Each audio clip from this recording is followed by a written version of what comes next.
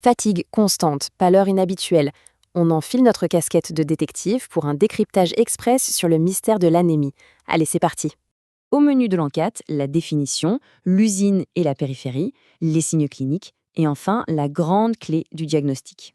Première étape, la scène du crime. C'est quoi exactement l'anémie? Attention, fausse piste extrêmement courante.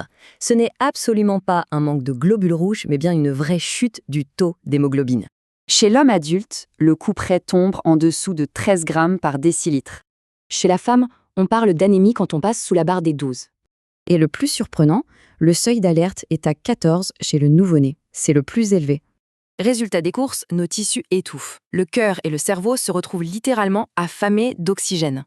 Deuxième étape, on passe au suspect, avec le fameux duo l'usine et la périphérie.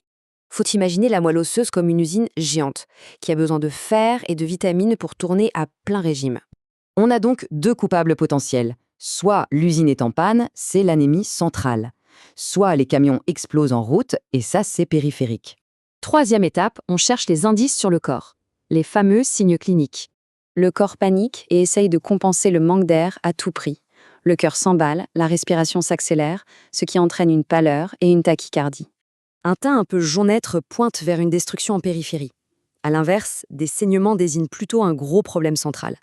Quatrième et dernière étape, on ouvre notre trousse de détective pour trouver la clé du diagnostic. Cette clé, c'est l'hémogramme, ou NFS. Comme on dit souvent, c'est la petite clé qui ouvre les grandes portes. Ces chiffres, qui ont l'air un peu barbares sur le papier, sont en fait le vrai point de départ de toute notre investigation. La méthode est super simple. 1. On confirme l'anémie. 2. On mesure la taille des cellules. Et 3. On observe la réaction de l'usine. Le volume globulaire moyen, c'est ce qui juge la taille. Si c'est trop petit, il manque sûrement du fer. Trop grand, c'est un déficit en vitamines. L'indice ultime, ce sont les réticulocytes. Un taux qui crève le plafond prouve que l'usine s'arrache pour compenser. Un taux au ras des pâquerettes signe complètement sa faillite. Avec ça, chaque étape de l'algorithme permet d'éliminer les suspects un par un jusqu'à coincer le vrai coupable. Au final, le but n'est absolument pas de soigner un simple chiffre sur un bout de papier, mais bien de résoudre le véritable crime médical qui se cache derrière. Affaire classée,